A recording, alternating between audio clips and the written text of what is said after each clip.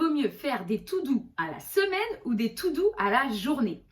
C'est un dilemme qui peut en perdre plus d'un sur sa stratégie d'organisation au quotidien. Et l'autre jour, j'entendais dans un podcast une entrepreneur dire qu'elle faisait, elle, des to-do à la semaine. Et ça m'a un peu interpellée puisque moi, je ne fonctionne pas forcément comme ça. Du coup, je me suis demandé, en fait, qu'est-ce qui serait réellement le mieux? Faire des to-do à la semaine ou faire des to-do à la journée? Qu'est-ce qui serait le plus efficace et le plus productif finalement? Alors évidemment, ça dépend de chacun, de son organisation et de sa façon de fonctionner. Ça peut évidemment changer. Mais voyons un peu ensemble les points positifs et les points négatifs de chacune des to-do pour que tu puisses faire ton choix en connaissance de cause. Commençons par la to-do à la semaine. Les avantages de la to-do à la semaine. Un des avantages, c'est que quand tu as des gros projets qui te prennent toute la semaine, par exemple, où tu n'as pas forcément envie de décomposer jour par jour, puisqu'au final, c'est 90% de ton temps, tu vas le passer sur ce projet. C'est peut-être pas forcément utile de décomposer jour par jour. Et donc, la to-do à la semaine est pertinente pour ce genre de cas. Idem, c'est un super avantage si tu aimes pas tellement détailler et que tu aimes plutôt laisser libre cours à ton humeur de jour.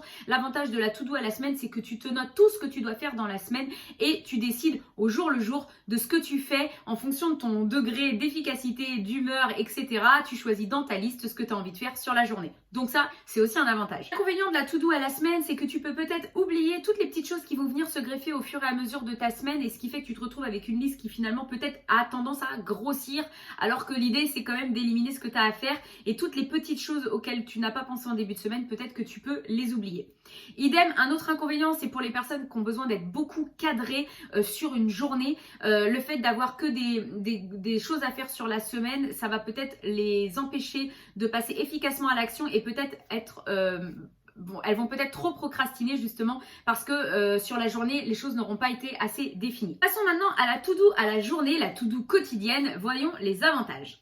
L'avantage majeur, c'est que du coup, tu sais où tu vas dans ta journée. C'est hyper clair, hyper précis. Là, pour le coup, il n'y a pas de doute possible. La to-do quotidienne, ça te permet aussi de rectifier le tir en fonction des imprévus qui sont tombés la veille. C'est-à-dire que comme tu fais une to-do la veille au soir pour le lendemain et que tu précises ce que tu dois faire dans ta journée, l'avantage de faire ça, c'est que ça va te permettre justement d'adapter au fur et à mesure de tout ce qui va t'arriver au fur et à mesure de ta semaine. Et puis, ça a un côté rassurant aussi. Comme finalement la to-do à la semaine, c'est un côté rassurant, c'est-à-dire que tu allèges ton cerveau et tu allèges ta charge mentale en vidant ton cerveau sur toutes les choses que tu vas avoir à faire demain. Ce qui fait que quand tu termines ta journée, tu es redescendu en charge mentale et en stress. Les inconvénients de la to-do quotidienne, eh bien, ça peut être la rigidité qui peut paraître pour certains excessive puisque du coup, il y a trop de détails, trop de rigueur. Tu peux aussi confondre to-do et fourre-tout et au final, tu te retrouves avec une liste qui n'a ni queue ni tête et une liste sans fin qui ne s'arrête pas parce que tu rajoutes plein de trucs au fur et à mesure.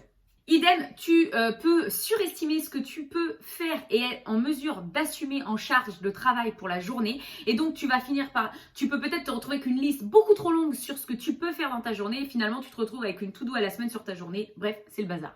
Alors, maintenant, ce que je fais moi, peut-être que ça peut t'aider aussi à t'organiser puisqu'on n'est pas obligé de trancher. Moi, je fais un mix des deux sur la semaine. Donc, je fais une liste de choses à faire à la semaine. C'est vraiment des grosses choses à faire dans ma semaine. On est à la limite que ce soit des objectifs, mais c'est des tâches importantes, des gros dossiers, on va dire. Et ça, je le fais dans une to-do à la semaine. À chaque fois que je démarre ma semaine, je me note tout ce que j'ai à faire en choses importantes dans ma semaine.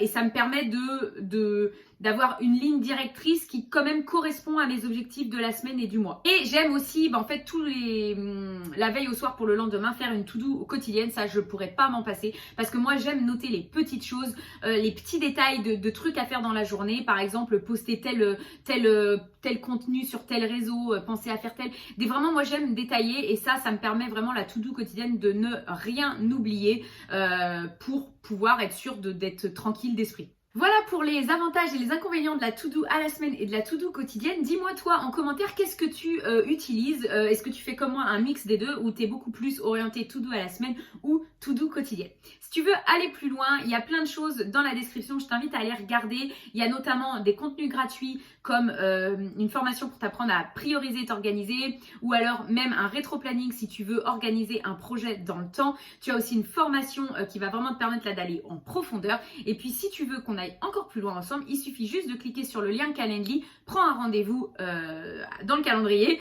et puis on voit ensemble comment on pourrait structurer ton plan d'action pour que tu puisses devenir encore plus efficace dans la gestion de ton temps. Voilà, je t'invite aussi à t'abonner à la chaîne si c'est toujours pas fait et aussi à me suivre sur Instagram puisque j'y suis vachement beaucoup. Allez, bonne journée!